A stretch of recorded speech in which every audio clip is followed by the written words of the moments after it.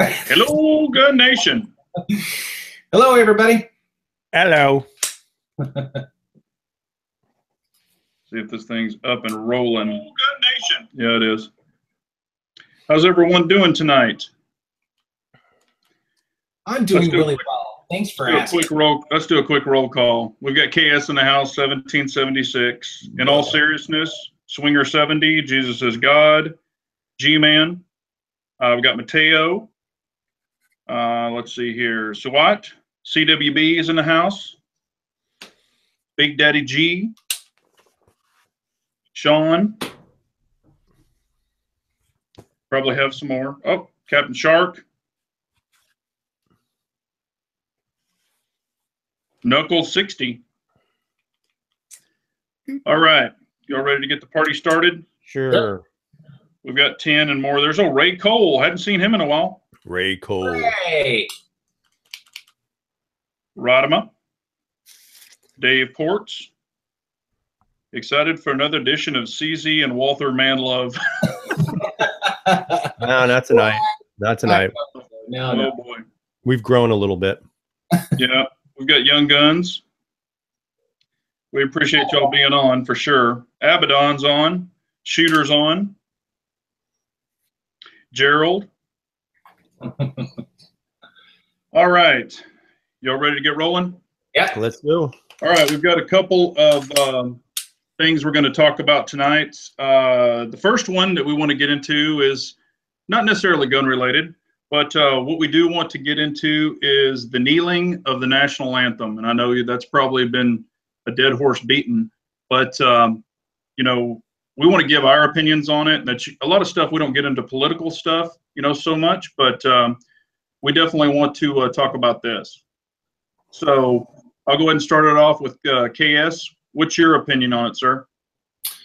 Well, there's a short answer that's easy, and there's a longer answer that's a little bit more complicated. I kind of want to share both a little bit. I've been thinking about this and talking to some people at work and family members and that sort of thing, and I've gotten a wide perspective and some that both sides of the fence. And so obviously this is not a cut and dry issue. For me, the short answer is just stand and show some appreciation. You know, it's a simple thing for people that do hard work. so that's my short answer, and that's kind of my personal belief. But I have to take a step back and think about it a little bit deeper as I do. And there are a couple of issues going on. Of course, I mean there's freedom of speech, the First Amendment. People have the right to stand up for what they believe in. I mean that you know, showing appreciation for the military and the good men and women that serve and all of that. And one of the things that they serve for is for us to have the rights that we have and be thankful for them. And one of those is the First Amendment. So it's a little bit, it's kind of a gray area there. So I have to appreciate people standing for what they believe in and that sort of thing. However, I think they could probably do it in other venues in other ways and not send a message that insults a whole nother group of people that are doing nothing but great things. So send your message, do your thing, stand up for what you believe in. That's great. That's awesome. I appreciate that. But be considerate of the type of message you're sending while you're doing it. So that's kind of how I feel about it. Okay. All right. 1776. What about you, sir? All right. So I'm going to be less forgiving on this topic. The reason being is because, you know, I look at it from the standpoint of, what are they actually protesting? Out of curiosity, I mean, are they protesting their anger towards a president, or are they protesting a nation that gives them every opportunity to be successful? So, you know, you have these turds, in my opinion, who are sitting there, you know, taking a knee when our national anthem is getting played as a sign of what? As a sign of protest. Well, what are you protesting? Are you protesting the guy who says things when you know, he probably shouldn't sometimes? Or are you protesting the country that again has given opportunity to you? And you know, one of the things that I think is getting on my nerves a little bit is it's always talking about race. You know, everything's race. And you know, I laugh at that only because, you know, I'm considered a minority in the country, you know, and honestly, I would never consider kneeling, laying down, you know, not standing for the national anthem, you know, and I kind of take it to a personal level too, because my grandfather was a Korean War veteran, and he was wounded in Korea pretty badly, actually, which shortened his lifespan considerably. And you know, he made sacrifices so that I, as an American, could have opportunity and do something with my life. And yeah, I get the whole idea of free speech, First Amendment rights, and that's great, and I respect that, and I agree with it. But I think there are more proactive ways to protest things that you're not happy with than to sit there and piss on all of the men and women who have, you know, sacrificed not just their bodies and lives, but their families, their time at home, their mental health, physical health, you know. And so when I look at these people out there who are multi-million-dollar athletes who probably have never committed to much of anything except for a sport in their entire life, I find it absolutely ridiculous. I mean, if you're so upset with the way the nation is, why don't you give up half your salary to fix those communities that you feel have been, you know, kind of left out of the greatness of this country? You know, why don't you teach kids, or better yet, why don't you teach these kids' fathers to stay around longer? Why don't you teach them to stay away from crime and whatever, violent crimes and drugs? And I'm not talking race. I'm talking everyone, black, white, Hispanic, Asian, whatever, you know. But instead it becomes a concept of, you know, the white man is out to get everybody, you know. Yeah. Where's that happen? I mean, yes, it happens, and we know it still happens in certain areas in certain parts of the country. And I think if we didn't say it happened, we'd lie to ourselves. But it does happen. But you can't tell me that they're suffering, or minorities in general are suffering as much as they did 50, 60 years ago. You know, yeah. Jim Crow is gone, segregation is gone. You know, you have affirmative action, you have equal opportunity. You cannot be discriminated against for any reason in the workplace. So a lot of these arguments are based on, in my opinion, fabrications. And I think it's absolutely a disgrace. And they, in my opinion, are not American. They're disgraces to the country. Yeah, no, it's very valid points. I've got probably 3 or 4 big points that have been driving me crazy. For one, on the situation, you know, there's other platforms, there's social media, there's, you know, these guys can do what they want to do outside of the national anthem and the flag. You know, these guys have millions of Twitter followers and all this other mess. They can do that there. You know, to disgrace the flag, and as you said, and we all know, many people died for our country, whether they be black, white, Spanish, whatever it is. You know, it's been spilled. And also, they're multi-million-dollar athletes. They could definitely put their money where their mouth is. Mm-hmm. If they want to change something, put their money up, or start a group, or start something. Don't take it out on the flag. And, you know, if they would really go back and look, and matter of fact, it was with the Cowboys and the St. Louis Cardinals, Pat Tillman, probably nobody in this, maybe some of these people in the chat don't even know who Pat Tillman is. He was a great NFL football player. He actually left the NFL and joined the Army and served his country 3 tours and was killed. He gave up an NFL payday to join the Army and fight for his country. And that's an NFL player. And if anything, stand for him, for the one NFL player that gave up his rights and his freedom, or to go fight for ours, and gave up the paycheck. But in hell, he's in the Ring of Honor there. And they couldn't even, you know, people can't even look at stuff like that. And, you know, like the Pittsburgh Steelers player that fought for our country, and he came out and he did the right thing. I don't care what the hell his coach said. You know, he did the right thing coming out and watching the flag. And I know that he's thinking he did the wrong thing, right, but his quarterback is saying he did the right thing.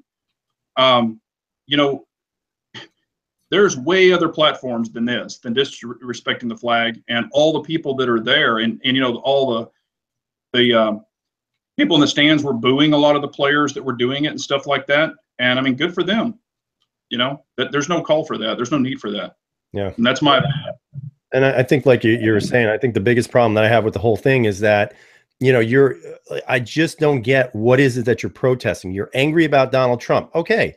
We all know that Donald Trump's probably, you know, bark is worse than his bite. But at the same time, why would you use the national anthem, a symbol of the United States? And then they get into this long-winded explanation. Well, the national anthem actually has racist words in it, you know, because the national anthem is actually longer than what it was or what it is right now. So if you've ever read it or heard the actual national anthem, it talks about slavery. It does. It talks about it. But, you know, you got to take it into context, man. You know, it's 2017. What happened in the nation during the times of slavery, 300 plus years, You know what? That was a serious problem for us. You know, now we look back at it, but the problem is you have to take it into the context of the people who were alive at that time. You know, if you go back, I always tell this thing about, if you go back to like the 1980s, late 80s, if you were a gay person and you came out as gay, you were completely ostracized from society. They looked at you as evil. There's something wrong with you. Fast forward to 2017. Now you have, you know, somewhat relatively acceptance of that lifestyle. So, you know, you can't tell me that we should always pay for the sins of our past, because we're not those people anymore. Right. You know, that part of our history is done. It's gone. But now we have these people who, and I know Abaddon said it, they're engineering this, and he's right. Yeah. It is an engineering experiment where they're trying to divide the nation by color and race. And if we're stupid, we're going to fall right for it. Right. Yeah, I agree. Yep. Anything else on that before we move on? No, I just want to beat somebody up right now, though. Probably ought to dive into some guns, maybe change things around a little bit. Yeah. Yeah, I was gonna say we can definitely jump into some gun stuff. Or real quick, and I've had a lot of people ask me this so far, and I just wanted to give a live update before I do a video. But the Hellfire ammo, I bought 1,000 rounds of it. It is remanufactured 115 grain. It shot great. We shot it in the competition this past weekend, and it's ran so far 100% in the Tanfolio, 100% in the CZ-P09. So if anybody's thinking about the Hellfire ammo, great stuff. I've had not one issue with it. So just a little quick update for the subscribers that are listening to it live, and I'll do a video later for the rest. So I just wanted to let y'all know about that. Cool. So what you got, KS? I have a question for everybody out there. I've been thinking about this a little bit and doing some shooting recently, and got in a conversation with somebody at the range while I was testing a new gun. I'll get to that momentarily. But we were talking about stance, actually, and that's something I don't think we've really talked about on this channel very much. What stance do you use when you're shooting? And I would say mainly at the range, or kind of your preferred stance while you're shooting.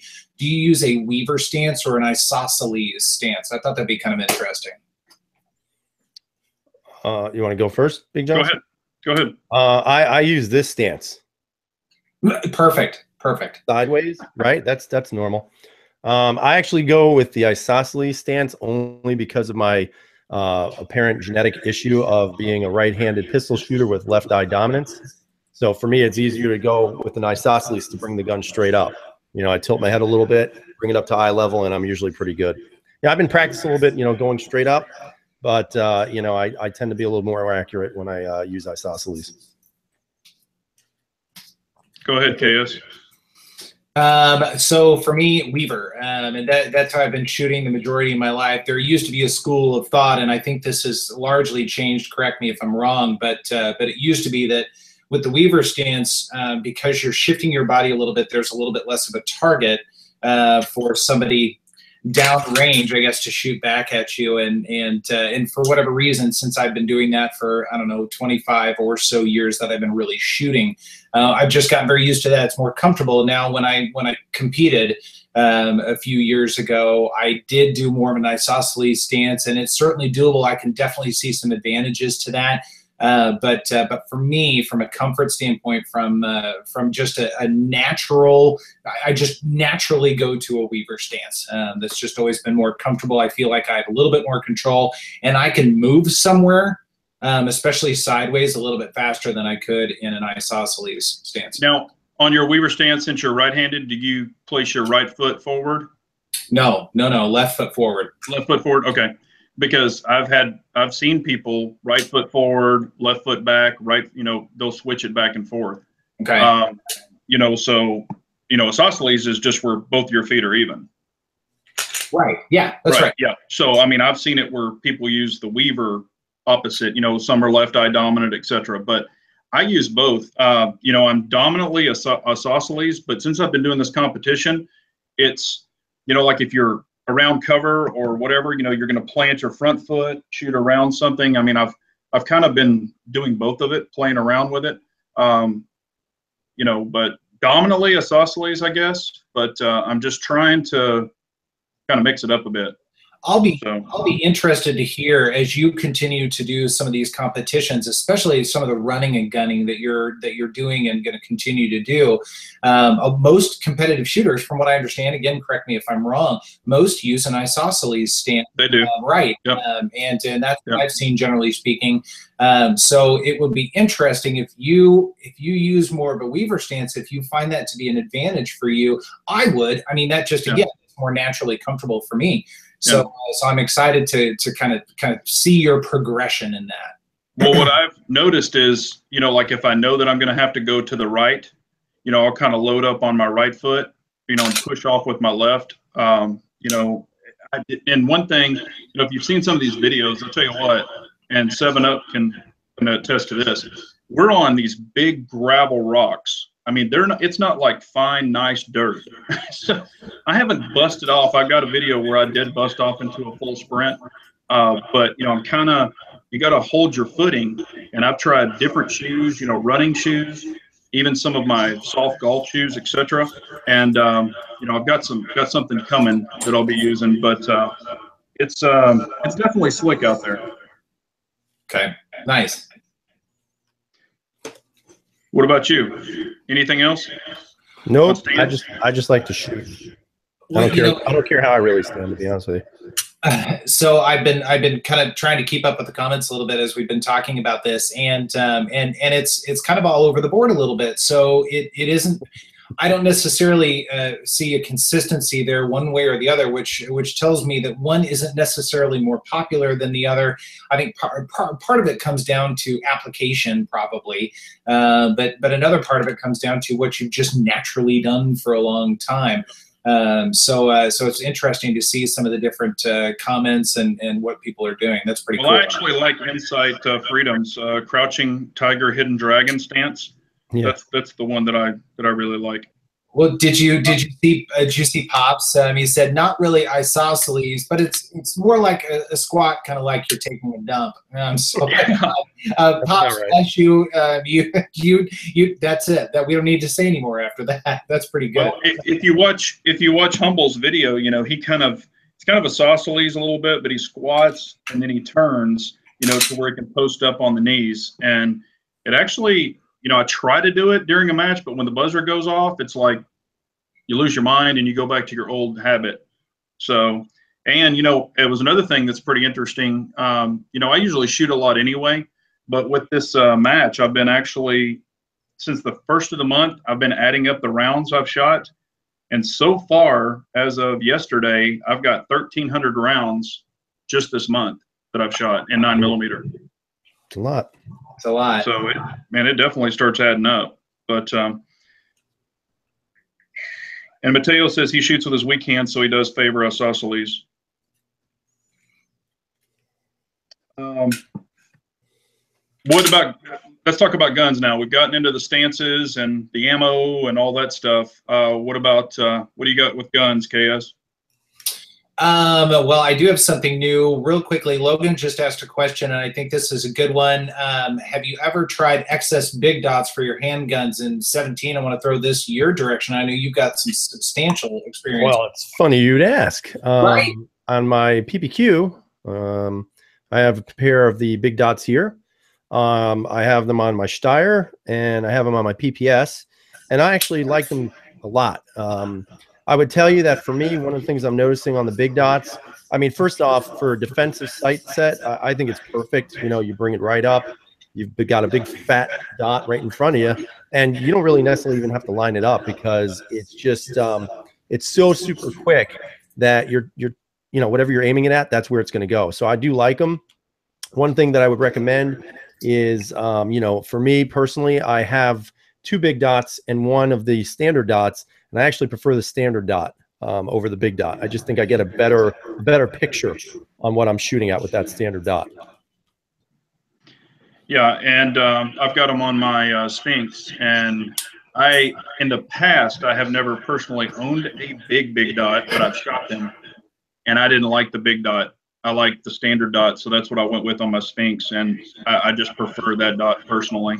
Yeah. No, I mean, if I had a choice, I'd probably stick with the Amerigalo Pro eye dots. I like those quite a bit because they have the bright orange front. Yeah. Yeah. Yeah. And I mean, I've got, we all have multiple different sights, and I've got the Heinies on a couple of guns, the VP9 now, and I've got the old non-ledge edition on my M&P. And I mean, I really do like those sights a lot, just the 2 dots, kind of like with the Exis where you're lining, kind of putting a golf ball on the tee. Right. Well, with these, it's just a straight 8, a dot over a dot. You're just making an 8. And I really do like that, for quick target acquisition. But I mean, any sight, that you get used to is going to work for you. I just, I have preferences, that I like better on some guns versus other guns, but. Right. So, Big Johnson, to answer your first question, and speaking of sights, and I'm trying to beg and plead Trijicon to send me some sights for this. They probably won't, but you had asked about is anything else new? So just kind of preview. Do have a new little toy here. This is actually the M&P 2.0 compact. I had a lot of people mention this in comments in one degree or another, and some people saying compare this to like the P10C or the Glock 19. And so I did shoot it, shot 250 rounds through it last night, and filmed the whole thing for better or for worse. But I'm excited to share that with everyone. So to kind of preview, it's a more positive tone video, I think, coming than the original one. Yeah, I mean, and I mean, hell, I've known you long enough. I feel that you're more of a compact guy. Some people have their preferences on larger guns, subcompacts, compacts. And that's kind of brings us to our next. Oh, I'm sorry. Okay, did you have anything else? Real quick before we jump into something else. I don't think so. 7-Up, he asked me where I found it. My usual go-to spot did not have one, and it's funny. So I will share this with you guys. Take it for what it's worth. Because of their experience trying to sell the first 2.0s, in fact, I think it was 3 or 4 that they got in when they first came out, either at the beginning of the year, I think this year, or late last year, whenever it was they came out. They just finally sold their last of that first batch, and it was actually to me to do my testing for the video a few weeks ago. So they have had a pretty miserable experience. It has not been very popular locally here in Kansas, or at least in Kansas City. And so they have elected not to carry it, at least for the time being. So I kind of told them, if you happen to come across something, let me know. But I called another place here locally and said, do you have any? They happened to get one of each in. They got one of the non-safety and one with the safety, and it was a decent enough price. I said, I'll go ahead and do it. I thought, timing it might be the right thing to do. So there you go. Cool. Yeah, and I sent y'all that email. Grab a Gun actually has them right now for $471, and they ordered a ton of them. Is what Matt said. They ordered a bunch of them, so they've got them for $471 at Grab a Gun. So 7-Up, you can go and pick it up there. Yep. All right. What do you got, 17? Well, I wish I could tell you I'm getting a ton of stuff because I technically am, but who knows when they're actually going to show up. It's kind of interesting that, KS got the compact M&P after he was so adamant that the full-size one sucked. Liar. And so, I went out, I got myself the full-size, still waiting to see it because obviously, we have to wait 3 years and several other moons to pass. And so once I get it, I'm going to shoot it. And, I'll consider probably selling it off for a compact because I'm actually super excited for the compact. I think that's probably the gun they should have released. But I think it's kind of funny because I wonder if it was more of a marketing thing with them. They were waiting for Glock to put out maybe a Gen 5 that maybe didn't really challenge Glock at all. And then they come out with their compact, which, I mean, let's face it, it's a nice looking gun. And a lot of the early reviews have been very positive with it. So that's definitely probably on the list. I'm hoping that Arsenal will get their stuff together and get those damn Strike Bs out, because I did order it and paid for it, and so I'm waiting for it now. So they're saying that delivery will be November. That's what they're saying. Supposedly they're going to get them in the stores October. Then they're going to put them through whatever it is they got to put them through, and then they'll start shipping. So hopefully, you know, for me, it'll probably be a lot longer than everybody else. But, you know, right now, like I said, I'm at a total standstill until the judge signs off on everything I put in for. So until then, nothing new. Yeah, and I'm wanting to verify this real quick. Big Daddy G just checked Grab a Gun, and he said they have them for $439. 2 nights ago when I sent that to y'all, they were $471. Yeah. I want to make sure that's for the compact, because they actually lowered their price on the full size M&P 2.0s. I got an email today, but not the compact that I saw. So I just want to make sure, Big Daddy, it is for the compact. They might have lowered the price on it. Hell, who knows? Yeah, the prices are, you know, when you think about it, the prices are $100 below the Glock Gen 5, you know? Yeah. And if it shoots as good as everybody says, except for the stupid hinge trigger, I think Glock may have a lot of competition on their hands again now with the Smith, which I think is good, because competition means innovation. Right. Yes. And you know who everybody's going after. We all know that. So Channel Cat Chaser says 1776, your state blows. Yes, it does, my friend. We did have a question. It was from, let's see here, Cajun. Where did it go? Any response from Sig Sauer about the P320s? That's a big fat no. Nope. No, I haven't either, but I haven't even sent it in, but I've been waiting on these two guys. I mean, you know. Yeah, I'm not responding. Big Johnson, they're not going to respond to you if you don't reach out to them I figured you guys were in line before me, and I'm not in any hurry. It's not like that's the only gun I have. You know, and hell, I would still carry it. I have no problem still carrying that damn gun. Well, here's the bummer, and 17 and I were talking about this the other day, and Big Johnson, I think you and I talked about this too. I'm frustrated because I feel like I can't do anything from a video perspective on the P320 at all. So I've been doing all of these, if I could only have ones and all that kind of stuff, and the P320 is sitting there gathering dust, because I know that there are going to be a bunch of people in the comments, hey, did you know if you drop it, it'll go off, or you're irresponsible for putting this on a video because it could explode at any moment, or whatever the comments are going to say. And it's like, damn it, I get it. If you drop it at a very precise angle, at the right timing, the right whatever, and you drop it 4 times in a row, yeah, you could shoot yourself with it. But I want to be able to put it in a damn video again. Well, I mean, you have a question. What do you think about the FNS9 long slide? I wrote it. It's interesting that you asked me about that. Big Johnson's the expert on that one. I did the compact, and it was a good gun. I thought it was a good gun. It was a good build. It was a solid build. It didn't wow me, and that's me. That's a personal thing, but it absolutely was a good gun, and it was built like a tank. But Big Johnson, what do you think? I mean, I love the FNS9 long slide. I mean, it's a great pistol. Honestly, I do prefer the compact over the long slide in that version.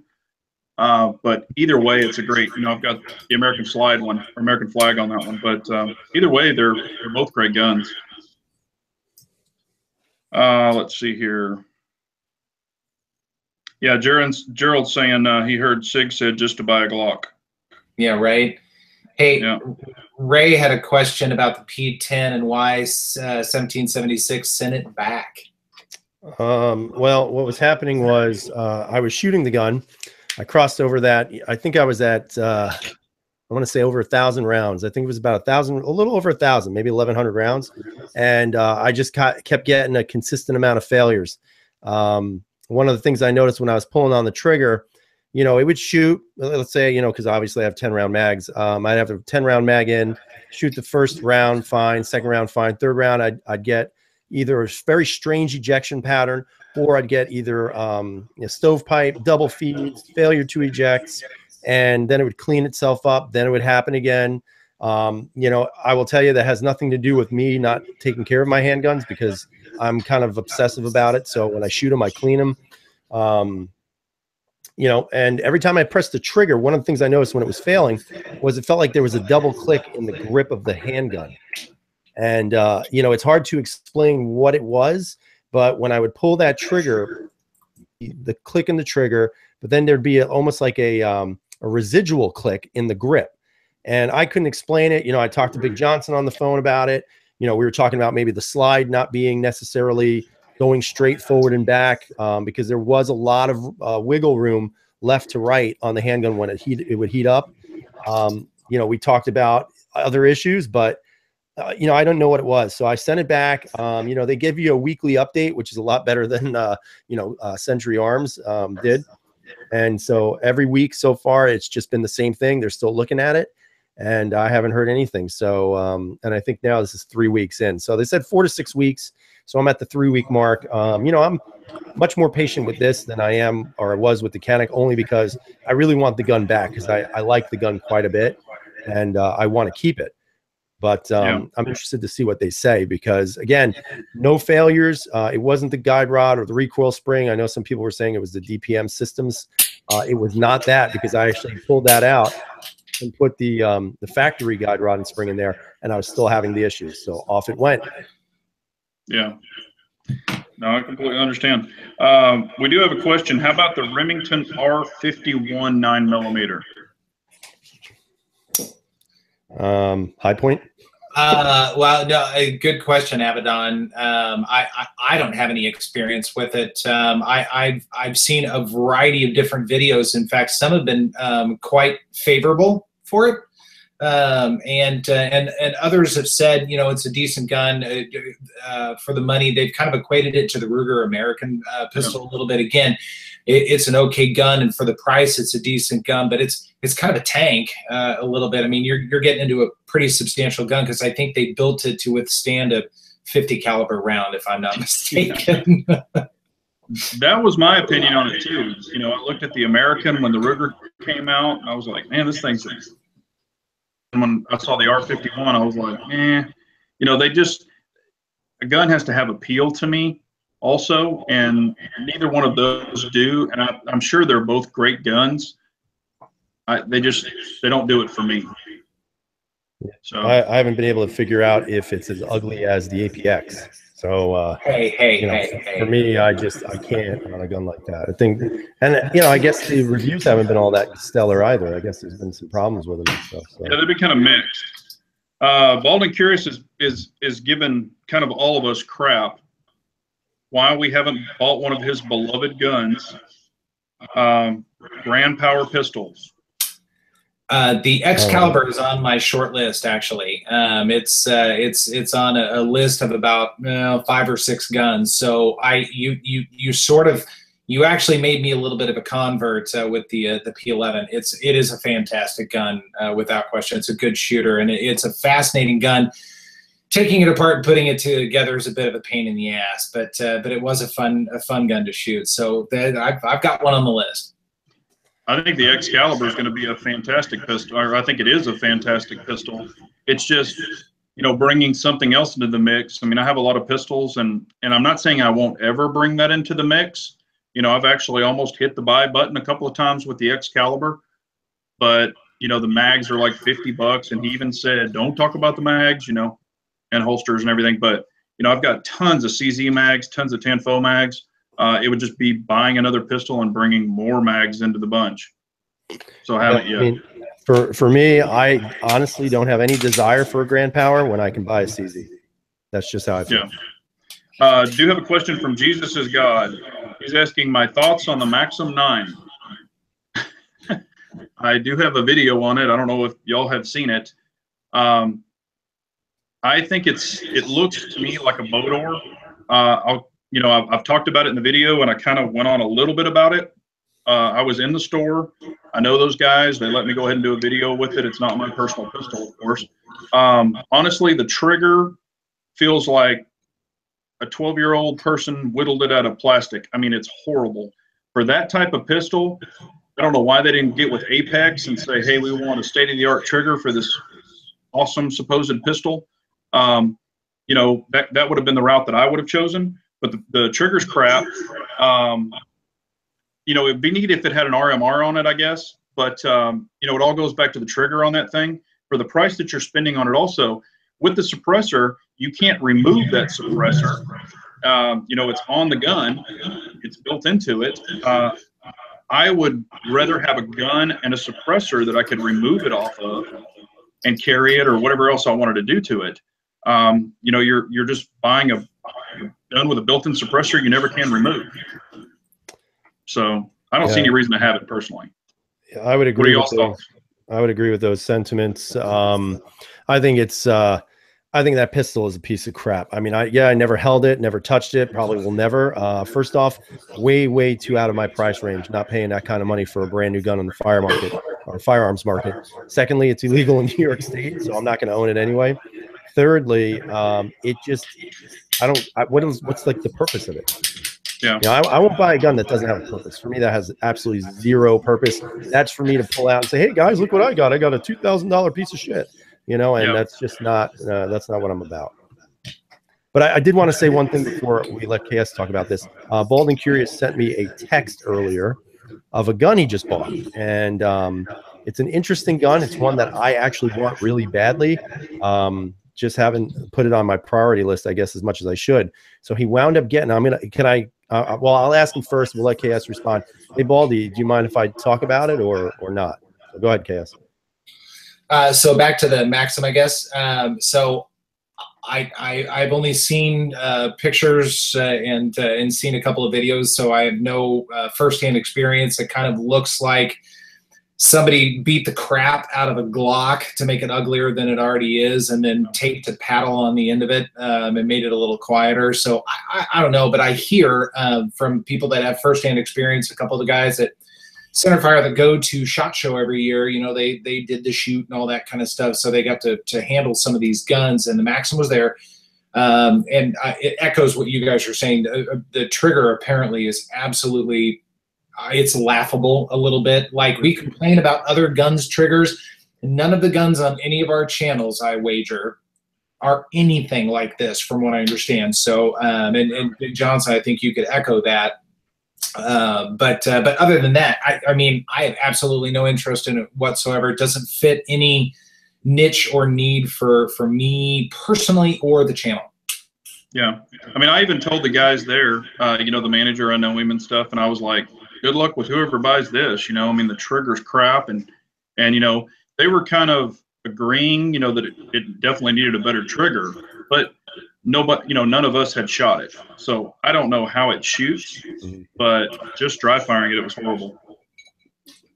Yeah, I'm not going to find out. Yeah, I don't see any reason to have it personally.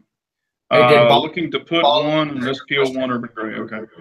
Sorry, did Bald answer the question about the gun? I'm curious. No, he's probably busy doing something else. Why would he be watching this? Right. Yeah. And I actually got a picture from a YouTuber that purchased something really cool today. And I won't say what it is, but I definitely wanted it. I wanted it first, put it that way. The exact one he got. So I'm sure he'll do a video on it soon. All right. Let's see here. Now, what we were talking about earlier, you know, where I kind of mentioned with the compact pistol versus, you know, a full-size pistol or even a long slide pistol, you know, and I think this is, you know, it would help our subscribers too, and even to us. Out of the pistols, you know, whether it be a full-size, compact, subcompact, or even single stack, which type do you shoot better, KS? Just the type. We're not going to get into brands yet. No, yeah, it's a great question. Brand doesn't really matter, and I think you hit it on the head a little bit, and we've had a couple of discussions off camera about this as well. Generally speaking, I gravitate towards compact guns to one degree or another, whether it's a P10, the Smith & Wesson Compact, Glock 19, P320 Compact, whatever it is. That grip size And I would never have thought it would have made that much of a difference, even though in the past I've never connected with the Glock 17 as well as I did a 19. I know I'm saying brands right now, but just as an example. But I discovered the same thing between the Smith & Wesson full size and the compact. I would not have seen that coming because they otherwise feel the same. They basically are the same gun. They lopped off half an inch on the grip. That should not matter at all to a shooter, but for whatever reason, to my hands, it does. Okay. 17, what about you? You know, I think for me, it doesn't depend necessarily on big or small of the gun. For me, it's more about ergonomics. You know, I've had, you know, subcompacts that are single stack, double stack. You know, some of the ergos on them I think are excellent, which I think improves my shooting. And I've had full size and compacts that you would think you could shoot better with the full size because of the longer sight radius, barrel, whatever you want to, you know. But I actually shot it worse because my hand just didn't feel as comfortable on it. So for me, it's really not size of gun that matters, which is kind of funny. It's actually, you know, ergonomics. You know, if my hand feels perfect on it, I know I'm going to shoot it well. And I've been lucky where I think the only real gun that I never really liked the way it felt in my hand was, and I know a lot of people still get on my case about this, 1911s. For whatever reason, I don't know what it is. I just don't feel comfortable with the grip. Okay. All right. Well, where I was kind of going with this is, you know, and again, we were kind of talking about this off air, but if you have a compact, now I have large hands, other people might have medium or small hands, and it's going to probably vary between the person. But, you know, when I hold a compact pistol, you know, and I'll just give an example, you know, this is a P01. I mean, it's not very big for my hand, but I have, you know, larger than average hands. But, you know, when I grip down on it, I mean, that's it. That's a compact. But the thing is with the compact, I have like really awesome control over it, and I can absorb the recoil, you know, through my elbows really well, and I can keep it on point pretty well. When I start stretching the barrel out, if it doesn't have the weight like a steel frame to absorb it, I think this is going to vary with a lot of people. You know, you could get a little more velocity. Now, I haven't proven this or done a video, but you could get a little more velocity out of a longer barrel. And if you're shooting 115, you're going to get, you know, the 115 snap.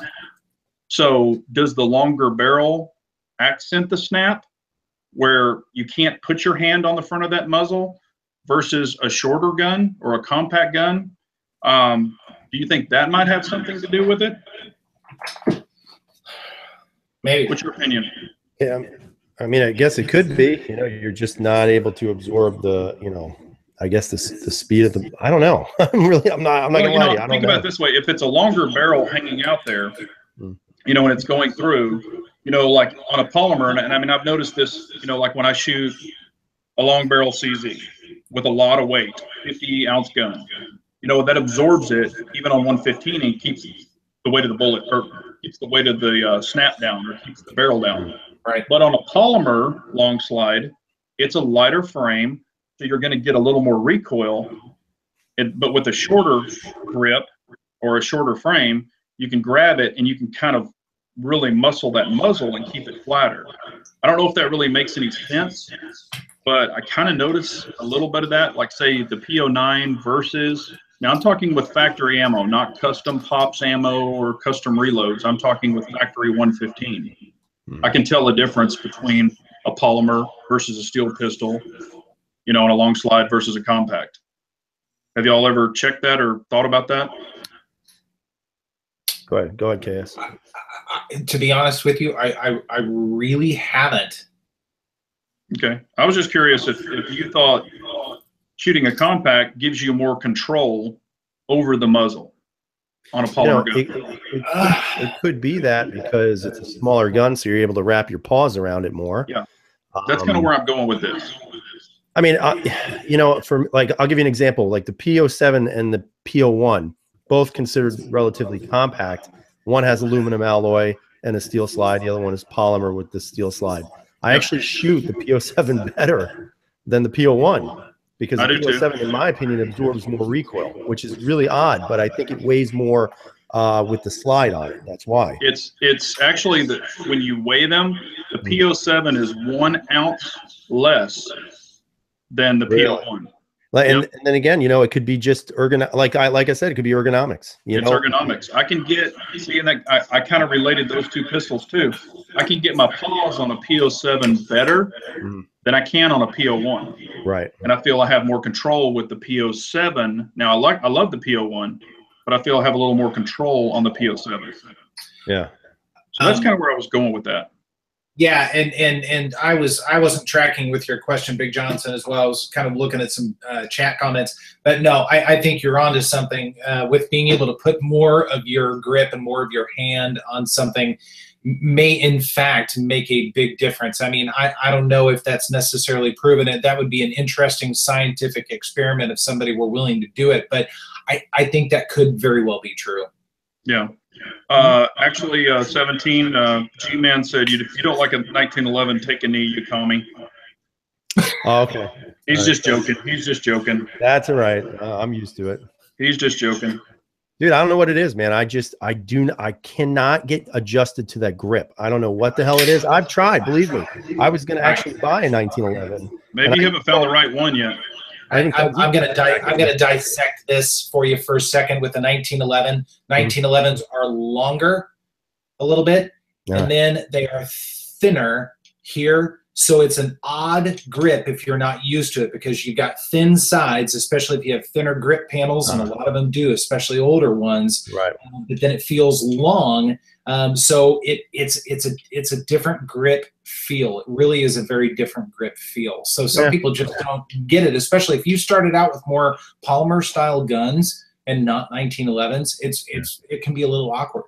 Well, you know, I look at it from the standpoint is maybe one day I will, but I just haven't found the right one. You know, I just haven't found the one that fits the best. So yeah, you'll find one. You know, and hell, even, you know, like some of your, like the 97B, you know, that 45 CZ. I mean, it's very reminiscent of a 1911. Now it's not an, you know, it's not an exact 1911, but it's very reminiscent of it.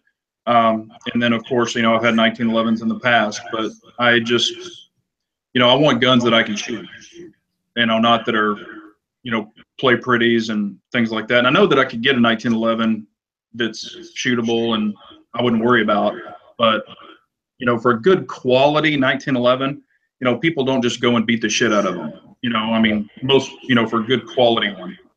Yeah, I mean, if I was ever going to go the 1911 route, I'd buy a cheap one. I would not buy an expensive one because I don't know if I'm going to like the gun enough. You know, although when you showed me that SIG one, you know, that had the whole, you know, flag in 1776 on, I was like, God, man, if I wish I could get that one, boy. Yeah, that one is awesome. That's the new SIG. If the subscribers haven't seen it, it's a brand new SIG Sauer, and it's the 1776 full size 1911 edition, and it's hammered nickel with stars all over the grips. It's awesome. Yeah, and they have the small 9mm version, but it only says 76 on it. Not The full size is much nicer, and I'm going to start a Patreon channel so that I can have you guys pay for it. Yeah, right. Yeah. Yeah, and it's whatever, you know, whatever you're used to. You know, there's nothing like you know, absorbing recoil too on a big steel 1911, you know, 45. I mean, that's kind of, it absorbs a lot of recoil just like a steel frame CZ does too. You know. Yeah. So. I'll be honest with you, the larger guns that I've owned in the past, the PO9, VP9, the full size Smith before they came out with the 2.0. I have never really shot those guns really, really well. I don't know what it is. I personally think I'm more of a compact gun guy. For whatever reason, I haven't found that good solid feeling of a handgun being that big. I'm hoping it's going to change because I got a couple of surprises coming up, and I haven't told anybody, and I'm not telling any of you. But I do have a couple of really cool ones coming, and they're pretty big, man. They're pretty big guns, but I'm excited about it. But hopefully I don't shoot them like shit. If I do, then off they go. I'm going to give this away a little bit. 1776, that high point you ordered is going to be fantastic. You're going to love it. I think you're going to connect. It's going to be fine. Everybody can know you got a high point. It's fine. All right. Yeah. So I have Hobbit hands now. I didn't know I had Hobbit hands. Who said you had Hobbit hands? That would be in all seriousness. I've got Hobbit hands. Damn. I don't know. I consider my hands pretty big. Probably big enough to put around your neck and choke you to death. Hey. I'm gonna let the cat out of the bag for Balding Curious. I'm gonna totally screw him over on his video for this. But he sent me a text this evening out of nowhere with a picture of a gun that he just bought, and he wound up getting himself a Q5. And I find that an odd purchase because we all know that he's got what is it? He's got the stupid Canic I sold him, which is pretty much in my opinion a Walther clone. And then he's also got that SIG, whatever that SIG is, the X-ray, whatever the hell it is. And so he's gonna, I guess, test them all out. But I get a feeling he's gonna probably prefer that Q5, man. Yeah, they're nice pistols. Yeah, they are. Yeah, red and black's got to go. I was going to say, Bald and Curious was actually inviting you and Joey Cruz to come out in November to shoot, so he might be taking that back now that you. No, he said he gave me the green light to do it, man. He gave me the green light. Okay. I'll come up. I don't care. That's fine. Yeah, that'd be a lot of fun. As long as Joey Cuz doesn't shoot me or something, you know. He'll just talk you to death. I know. That's what I'm worried about. And I don't know what language he speaks, but what are you talking about? What are you talking about? Yeah. Hey, Gig or Jesus is God just asked about winter EDC. What do you guys think? What does that mean? Winter EDC all? Well, what do you carry in the winter? Everything. Yeah. All at once. Yeah. Everything and anything I can fit. Yeah, I mean, I carry full size in the summer, full size in the winter. It just depends on what I want to carry that day. I don't, say this is my summer, this is my winter, this is my fall. Yeah. I like to mix it up a little bit. One of my big surprises coming up in the next 22 years is probably going to be the winter carry gun. But again, I can't say what it is just yet. Yeah, Mateo says he carries his 10mm. Nice. No winter for Sean. Yeah, Sean, no winter in Florida. Yeah. Yeah, he hasn't seen a shooting review on my 97B. It is coming. I've already shot it. But the day that I went to shoot, I was just, and I'm not trying to be rude, but I was just like, I'm not going to turn on the cameras. I'm just going to shoot. I'm just going to enjoy shooting and not worry about videos. Yeah. Nothing wrong with that. No, sometimes we just got to do that because, you start filming and you're worrying if you're in the, if you're in the camera and all this other stuff and you're not focused on your shooting. So, man, one day I was filming shooting, and this guy next to me, he came in. I don't know what his deal was, man, but he was training somebody next to me to shoot, and he came in like dressed in like, I swear to God, like BDU pants, like a fucking combat vest. And I'm like, oh my God. The only problem was his pants were like hiked by his nipples. So I was like, this guy is just totally not a special operator. Sorry. When your pants are hugging your nipples, there's a problem. He was trying to wear the part. Yeah. Well, I actually have on video. Matter of fact, it's where I was shooting the P01 versus the P07. And there was some people training next to me. And I'm sitting there shooting at my target. And then I look at my target and there's like a hole in it. And it wasn't even mine. It was from the person next door. They shot my target. That's nice. And I kind of looked around there and I'm like, what the hell? And it was a young girl. So I didn't, I was just like, her dad was training her. And I was like, hey, good job. I didn't worry about it. Well, the day I went out and I shot the Ruger, the Mini 14, I couldn't see what I was shooting at because I don't have a scope. I need a scope still. And so all I had was a red dot with a magnifier, but I have it set up for a scout setup. And the magnifier, I just couldn't get a good, eye, whatever you want to call it, on it. So I took the magnifier off and just put it with the red dot. So I'm supposed to be shooting paper. I couldn't even see what I was aiming at. I was just shooting the gun. That's all I was doing. And then there was a steel plate out a little bit further out. So I just started tagging that the whole time. But, sometimes you can't see, it's just the way it is. Yeah. Nobody complained. So I figured I wasn't shooting anybody's target. Yeah, there you go. Anybody have anything like super exciting coming up that, that we need to go a little in depth in? I just got an email from the sheriff's office saying that they put my paperwork up to the judge. So that'll take like another, 36 weeks. And at some point I will I'm hoping soon, man. I'm hearing the turnaround time is coming down now. Instead of being like 5 weeks, it's down to 2. I know. Great. But I'm hoping to have the Steyr L9. I can't wait to unleash that puppy, man. That thing is, the M9, great gun, but that L9, when I held it, it felt like the perfectly balanced long slide gun. So, and like I said, I've never really shot guns with long slides well. So I'm going to be very interested to see how that goes. And I should have the M&P coming with that as well.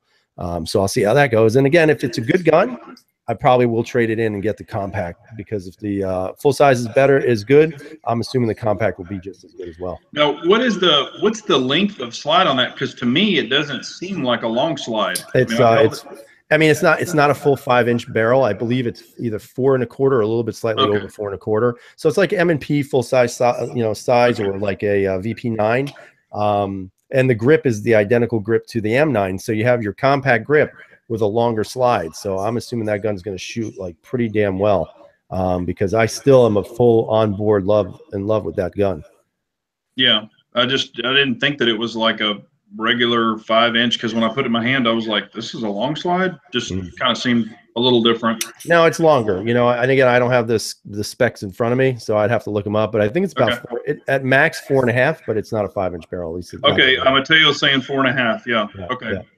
Because that's what I have on some of my compacts. Fine, I don't care. Right. Yeah, that's what I have on some of my compacts. That's why I was wondering. It just didn't seem. Yeah. I guess I'm so used to a 5-inch barrel, for a full size. So, what about you, KS?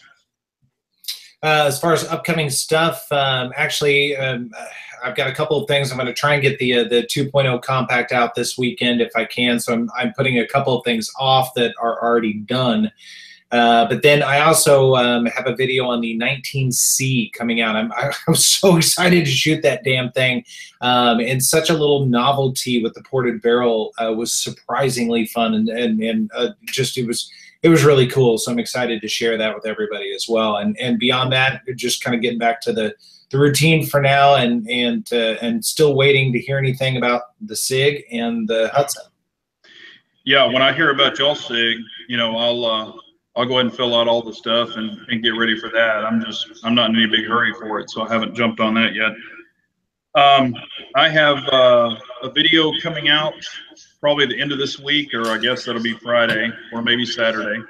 I've already shot it, but I've had a bunch of people asking, what's going on, or where's these particular guns. So I've kind of got a versus coming out, and it's 2 guns that people have been asking me about like crazy, and I didn't think it was going to be that big of a deal, but so that's coming out. And then I wanted to ask the panel here, and it's crazy. You can go on and look at the comments I get on almost every video, and I don't know if it's one guy or a couple of guys asking me that. And I'll be honest with you, I don't watch a lot of Walking Dead. Okay, so I don't know a whole bunch about it, but people are saying that I sound like Eugene. Who the hell is Eugene? He does sound like Eugene. Who the hell is Eugene? He's like this. God, how can I word this? He's kind of like a guy who is retarded, but he's not. Okay, thanks. Well, people are like, man, you sound exactly like Eugene from The Walking Dead, and I'm like, all you got to do is go on YouTube and put Eugene from Walking Dead, and then I'm sure you'll see it. Well, Dirt Road, I know Dirt Road is a big Walking Dead guy, and he says, well, Jeff's saying you do sound like him. Rodimus says Dead Ringer for Eugene. That's awesome. Dirt Road says, yeah, he does sound like Eugene. So I'm like, oh, and hell yeah, Big J. Yeah, so I'm like, oh, I guess J. Greg is saying Eugene rolling on the floor laughing. Yeah, retardedly smart. Yeah. Okay, well, hey, I'll take that, Oh, I guess I need to grow a mullet out. I guess he has a mullet. Yeah, he has a really bad mullet, actually. Okay.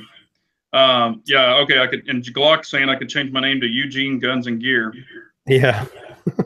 So well, I guess I need to go on and YouTube some of Eugene, because I have no idea who the hell. Like I said, I don't watch a lot of it, so I don't know. So I just wanted to add just 2 more things. I had done the video on Christ, now I forgot. Oh, the Core Essentials belt. So if you guys go and want to buy one of those belts, if you put in 1776 or bust, you get 10% off the price of the belt. So that's really cool that they decided to do that. It's not a limited time. That's just the code you guys can use for 10% off. Again, I love those belts. I've never had any issues with those belts whatsoever. I'm not just trying to sell you the belts because I make nothing off of it. But so far, the Vetter belt's been excellent. The Core Essentials belt has been excellent, and the $30 gun belts have been excellent. So those are 3 belts that I have, and those are 3 belts that I swear by, if that means anything. And then the other thing is, I did the traction grip video, which, by the way, those are pretty cool, man. And they're changing. The texture's changing on them as the glue is starting to set. So it's getting a little bit rougher, but not too rough. You know, I know, Big J, you probably wouldn't like it. I think Russ would, because of his little lollipop hands. But you know, they're actually really interesting. And there's been some questions about, can people get them? And you can. The problem is you can't get them in that cryptic camo. The owner of the company emailed me saying they've had a tough time trying to get cryptic to allow them to use their patterns. So they've even, you know, they've put in the offer to pay, and Cryptek just is not getting, you know, back to them. So, you know, you can buy them in like a flag pattern or in black. But, you know, I really like traction grips for what they're worth. You know, I mean, they have a lot of different cool designs, and they're pretty affordable. So, I mean, you know, if you guys are interested, hook it up. Yeah, I've got a couple of them. I've got a couple of traction grips. You know, I know I've talked to the owner back when too, and I had his pigskin versions and the rubber versions, and I think they're great. I've had no issues with them either. They're still on 2 guns, so they stay on there for a long time. Matter of fact, if you watch my Shield video, that thing's been on the Shield almost since I bought it, and I've had that gun forever. The Shield 9mm. It's the gray one. So nice. Okay, Bald and Curious, I will check out Eugene. I will research Eugene. Let's see here. Oh, and yeah, I've got, oh, and also just a quick follow-up, and this is just for the live people. I'll do a video later. If anybody's interested in that race belt and the mags holders, this one right here, I have been using this. I've used it now for 5 competitions. And it has been awesome. I can't believe, for the price that I paid for it, just how awesome it is. The mag holders are working great. I've had no issue with it. So far, it's definitely worth the money. It's time to wrap this little dealio up, I believe. What were you going to say? Who, me? Yeah, what were you going to say? Time to wrap what? I've decided I'm not going to curse as much anymore. Oh, okay. I was going to say, I could hear it coming. I've got to act like an adult. Wow. First time for everything. Yeah, you're right. All right. Who wants to go ahead, 1776? No, let KS go, because we just totally didn't let him talk for 2.5 minutes or so. Yeah, you guys are dicks. A couple of things. Yeah, you're exactly right. We are naked from the waist down. And also, everyone, thank you so much for joining us. This is always a ton of fun. Tonight's been a blast, no pun intended, and means a lot. Be sure to check out Abaddon Apparel. Of course, I'll be the first to plug that one. Hopefully nobody else will, for all of your apparel needs. And we will see you guys next Wednesday. And Abaddon Apparel is in the description of this chat. Real quick, just thanks for joining us as always, guys. Keep it up. Can't wait to see our thumbs down as always. And you know, check out Abaddon Apparel. You know, buy a t-shirt, whatever you want to do. It's cool. And you know, I'm gonna test out this Apex trigger on this Glock. So I'm pretty excited about that too. But other than that, guys, have a great night, man. Thanks for joining us. Yeah, we appreciate y'all so much for joining us every Wednesday night. Please give us a thumbs up. You know, subscribe to all the channels if you haven't, so you can follow us. And definitely Abaddon Apparel. You know, buy some goodies if you'd like to. And we appreciate y'all's support so much. And also, please stay tuned for C-Max's giveaway from the Crazy Scotsman. Hope somebody wins some goodies. I've got some stuff in there. 17's got some stuff in there. You know, hope you guys win it. So, but we appreciate y'all so much. Have a great night, and carry on. See you guys. Later. Take care.